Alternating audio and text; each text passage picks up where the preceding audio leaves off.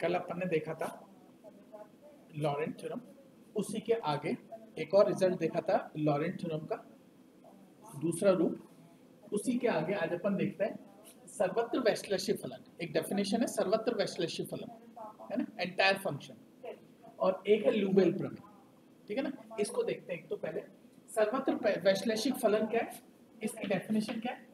यदि जेड क्षेत्र या किसी परिमित क्षेत्र में जेड तल या सम्मिश्र तल, यदि कोई फलन एफ जेड की बात हो रही है, यदि कोई फलन एफ जेड जेड तल या सम्मिश्र तल के प्रत्येक परिमित क्षेत्र में एफ जेड जेड तल या सम्मिश्र तल के प्रत्येक परिमित क्षेत्र में वैश्लेषिक फलन हो, तो वो सर्वत्र वैश्लेषिक फलन कहलाता है। जेड तल या सम्मिश्र तल के प्रत्येक परिमित क्षेत्र में एफ जेड वैश्लेषिक फलन हो, तो वो सर्वत्र वैश्लेषिक फलन कहलाता है। ठीक है, ये एक डेफिनेशन है सर्वत्र वैश्लेषिक फलन की। परिमित क्षेत्र का मतलब r टेंड्स टू इंफिनिटी, है ना। प्रत्येक परिमित क्षेत्र में फलन एफ जेड वैश्लेषिक फलन है, तो वो सर्वत्र वैश्लेषिक फलन कहलाता है। इसी से रिलेटेड एक और रिजल्ट है ल्यूबेल प्रमेय। ल्यूबेल प्रमेय, ठीक है। यदि जेड के प्रत्येक परिमित मान के लिए, जेड के प्रत्येक परिमित मान के लिए एफ जेड वैश्लेषिक फलन हो और परिमित हो, यदि जेड के प्रत्येक परिमित मान के लिए एफ जेड वैश्लेषिक फलन हो और परिमित हो, तो ये अचर फलन होगा। ये अपन को दिखाना है। एफ जेड प्रत्येक परिमित क्षेत्र के अंदर वैश्लेषिक फलन है और बाउंडेड है ना। तब अपन को दिखाना है कि ये कांस्टेंट फंक्शन है। देखिए प्रूफ, देखिए कैसे दिखाएंगे। जेड के प्रत्येक परिमित क्षेत्र में एफ जेड वैश्लेषिक फलन है, तो अपन फंक्शन का जो टेलर थ्योरम है उसको यूज कर लें। एफ जेड टेलर थ्योरम क्या है? टेलर थ्योरम क्या है आपका? Summation n is equal to 0 to infinity an z minus z not to power n, where जहां an बराबर है आपका 1/2 pi r c F Z D Z upon Z minus Z not की power n plus 1, ठीक है। यहाँ पर एक वृत्त अपन ने टेलर थ्योरम में लिया था, z minus Z not equal to r। अपन ने टेलर थ्योरम के अंदर एक वृत्त लिया था z सच दैट या z equal to z minus Z not equal to r, ठीक है। इस an का दोनों तरफ का मॉड ले अपन, तो ये अलग अलग मॉड का 2 पाई है 0 to 2 pi. F Z function bounded है, अपन का जो फंक्शन है एफ जेड वो बाउंडेड है D Z upon Z minus Z not की पावर n प्लस 1, ठीक है। an less than equal to, चूंकि एफ जेड बाउंडेड है ना, मान लेते हैं फंक्शन एफ जेड अपन को दे रखा है बाउंडेड है, तो मान लेते हैं इसका अपर बाउंड कैपिटल M है, ठीक है। कैपिटल M R मान लीजिए चाहे, तो कैपिटल M R, ठीक है, और 2 पाई, ठीक है। Z माइनस जेड नॉट आपका R की पावर n प्लस 1, ठीक है। ये इंटीग्रल इसके साथ मिलकर के परिमाप बनाएगा, यानी 2 पाई R, ठीक है। लेस देन और इक्वल टू 2 पाई से 2 पाई कैंसिल, R से R cancel, mr upon R की पावर, ठीक है।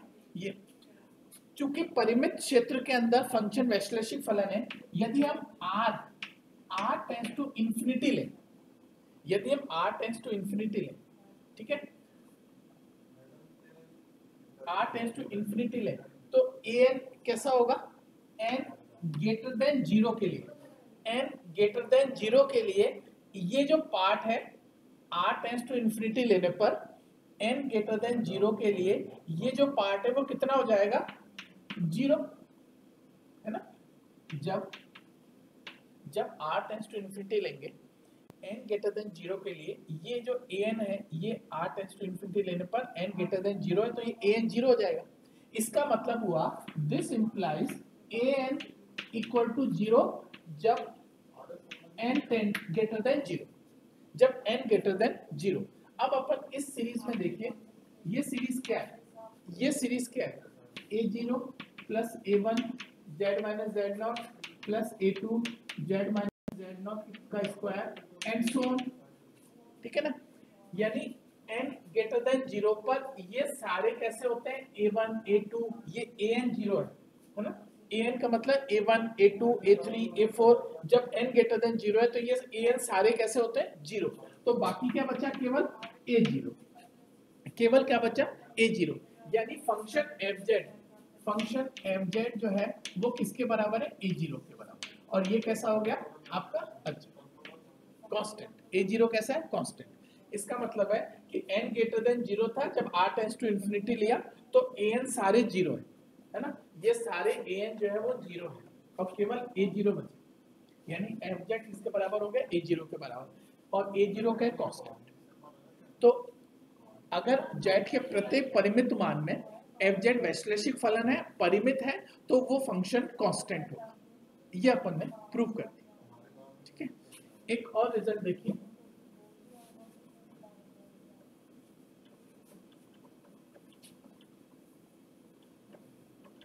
उस रिजल्ट का स्टेटमेंट देखिए,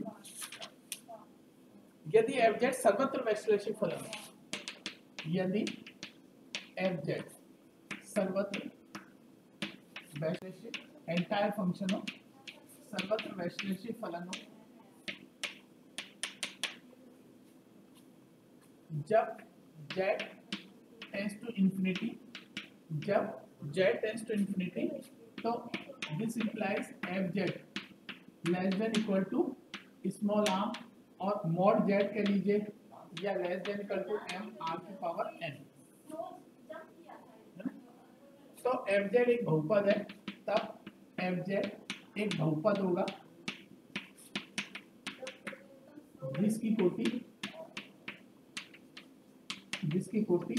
less than equal to k, जिसकी कोटि लेस देन और इक्वल टू k। यदि fz सर्वत्र वैश्लेषिक फलन है, जब mod z tends to infinity, तो fz less than equal to m mod z, है ना, m r की पावर n, तो fz एक बहुपद होगा जिसकी कोटि लेस देन और इक्वल टू k, ये प्रूव करना है।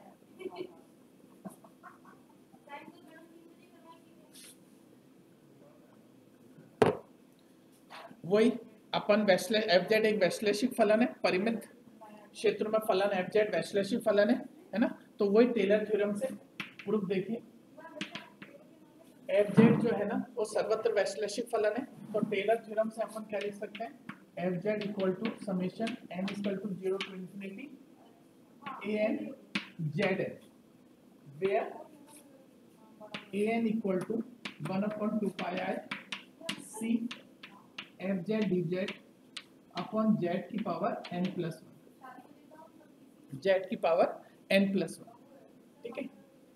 और या अपन वैसे भी लिख सकते हैं fz z की पावर n, ठीक है।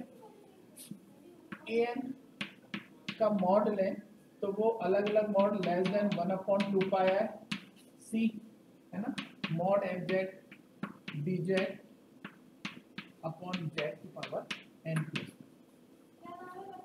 z की पावर n प्लस 1, ठीक है, लेस देन और इक्वल टू 1/2 pi। fz आपका बाउंडेड है ना fz, तो ये अपन यहाँ पर क्या है, c जो है ना वो अपने पास, c जो है वो z इक्वल टू अपने पास जो है ना वो आप r ले लीजिए, या है ना, यहाँ पर z0 जो है ना वो अपन ने ओरिजिन लिया है, तो c such that mod z equal to r, इस वजह से अपन ने यहाँ पर r की पावर n, तो लेस देन इक्वल टू यहाँ आ जाएगा m और r की पावर n, n अपन यहाँ ले चुके हैं तो k ले लेते हैं, है ना, m r की पावर k और dz, और ये आ जाएगा अपना r की पावर n प्लस 1, ठीक है। फिर थोड़ा सा सॉल्व करें तो ये, सॉरी इंटीग्रल और है ना, तो अपन इसको थोड़ा सॉल्व करें तो 1/2 pi m r की पावर k r की पावर n प्लस 1, और ये इसके साथ मिलके बनाएगा 2 pi r, ठीक है, 2 pi r mod a n less than और इक्वल टू 1/2 पाई कैंसिल हो जाएगा, आर कैंसिल हो जाएगा, तो ये आ जाएगा आपके पास एम आर की पावर एन माइनस के।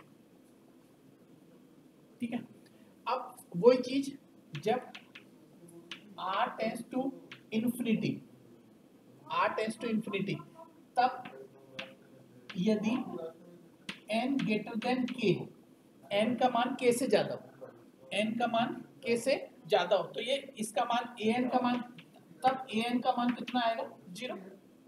कब n ग्रेटर देन k पर, n ग्रेटर देन k हो तो an का मान 0 आएगा।